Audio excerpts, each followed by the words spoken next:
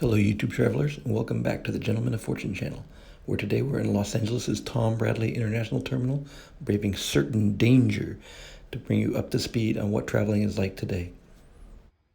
It's the 30th of November 2020, and here in the Bradley Terminal, all of the lounges are locked up tight. And for that matter, almost all the stores are closed, and you have but one fast food restaurant open for dining options. It's a marked difference from the other terminals where it's wall-to-wall people. Not to worry though, the sky is blue and the grass seems greener owing to its fresh coat of paint, because today we're traveling on ANA business class from LAX to Tokyo's Narita airport. I'm particularly excited because I've never flown on ANA before, but as a Skytrax 5-star airline, I'm expecting good things. Today's flight will be conducted using this beautiful 777-300ER aircraft. At the check-in counter, they told me that boarding would begin 25 minutes prior to departure, but upon arriving at the gate, the signboard said it would start 15 minutes prior. That's pretty quick to load such a large aircraft, but with so few people, we were able to make an on-time departure.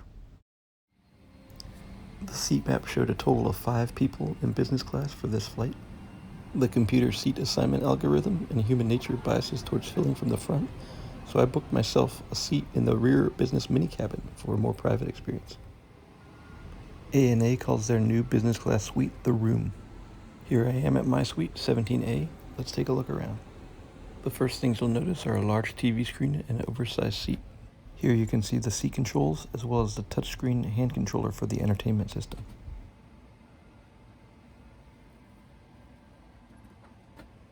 In this storage compartment, you have power outlets for USB and traditional plugs, as well as a personal vanity mirror.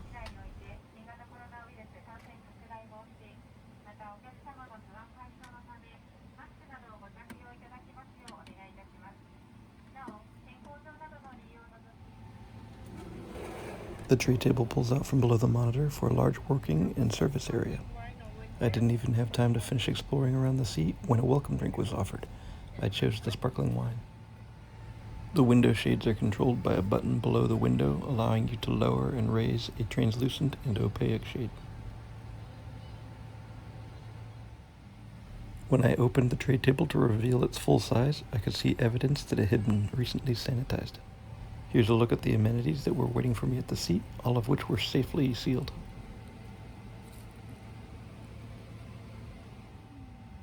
From right to left, we have headphones, an amenity kit, and a pair of slippers. The headphones were Sony noise-canceling headphones, very similar to the ones used on JAL business class.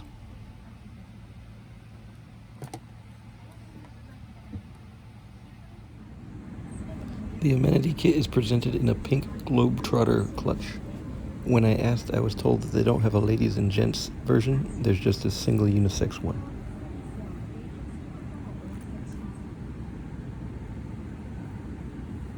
Inside the kit, it has all the basics to include an eye mask, some moisturizing cosmetics,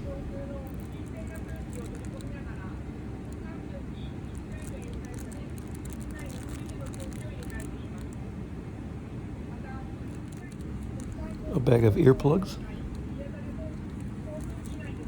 a toothbrush set,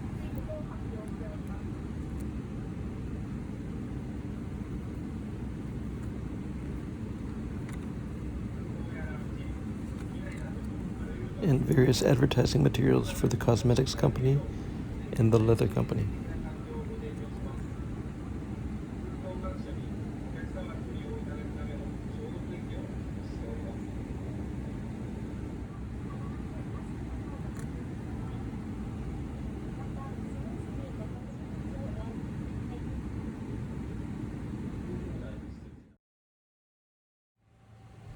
Since it was apparent that I was interested in the seat's functionality, the flight attendant brought me a guide to the Room business class suite, which was not otherwise located at the seat.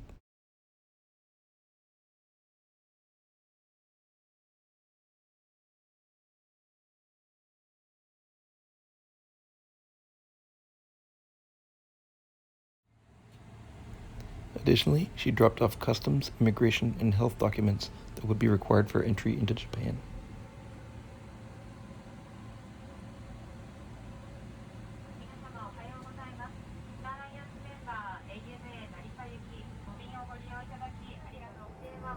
Before I knew it, we were already moving and started taxiing for takeoff for our trip to Narita. Apparently, Japan Airlines' flight to Narita today was canceled, so this one must be going to Haneda. As the safety video played, I was amused by these traditional-style drawings incorporated into the briefing.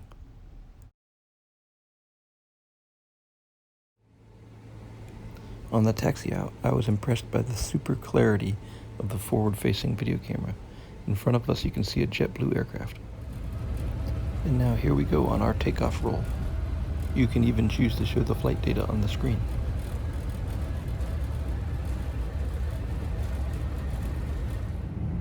One particular note, seat 17A is a rear-facing suite, as are all of the suites with the bed directly against the window.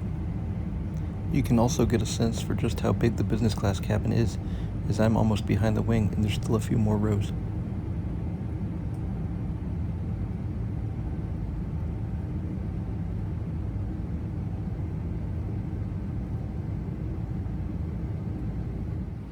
To continue our look around the seat, here's the life vest located just below the armrest, and here's the USB port and audio jack. Additionally, you'll find another audio jack on the other side of the seat, and the seat's wide enough that you might be able to have two people watch a movie. You'll also find release buttons for the privacy walls, which must be stowed during taxi and takeoff.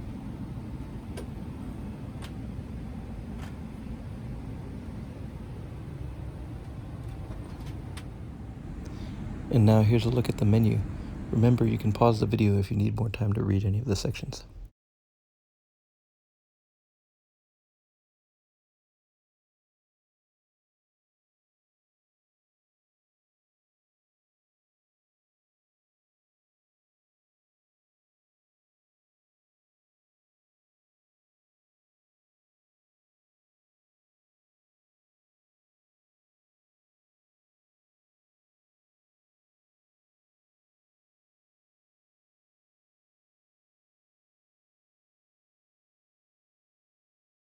I elected to begin my dinner service with the champagne Duval Leroy.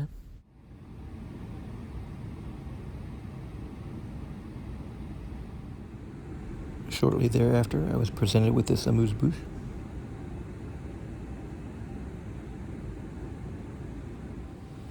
While the main meal was heating up, I elected to change into the provided sleepwear in a bid to prevent any of the meal, sauces, or dressings from ending up on my shirt and pants. In short order, the tablecloth was set, and the salad course and bread were presented.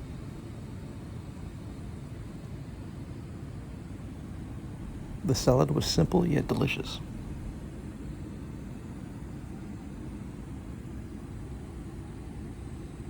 And happily, this oil and vinegar salad dressing never strayed from where it was supposed to be.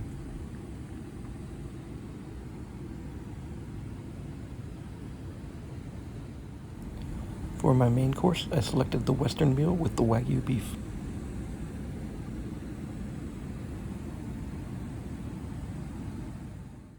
Then to follow, I had the cheese plate served with fruit and Haagen-Dazs ice cream.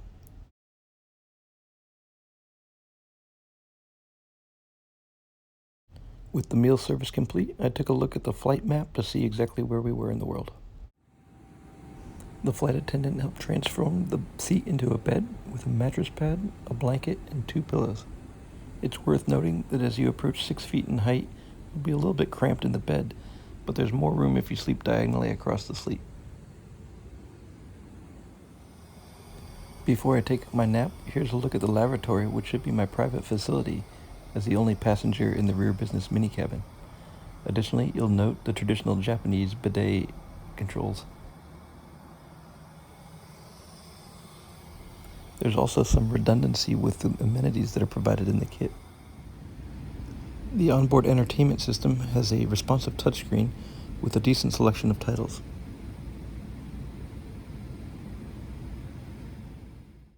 A couple of hours before landing, I decided to have a snack and to pair it with some sake. This is the one that was recommended by the flight attendant. Wow, how beautiful is this dish? And it tasted great too.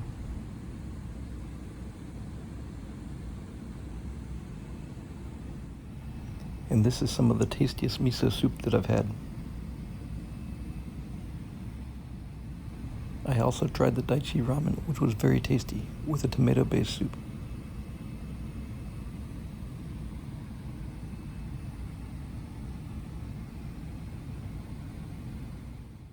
At the end of the onboard service, the flight attendant brought around some chocolates and thanked me for flying with ANA. Before long, we were touching down in Narita after another great flight.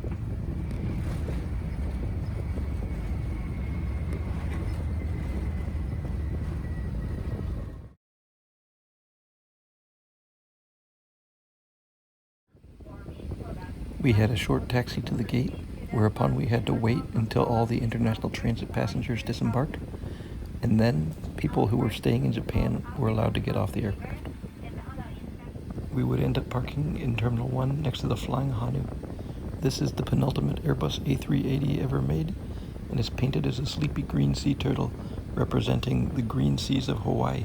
This aircraft and its two sister A380s were intended to exclusively operate between Japan and Hawaii, but sadly I think for the time being they're just sitting here. Until the next video, my friends, safe travels.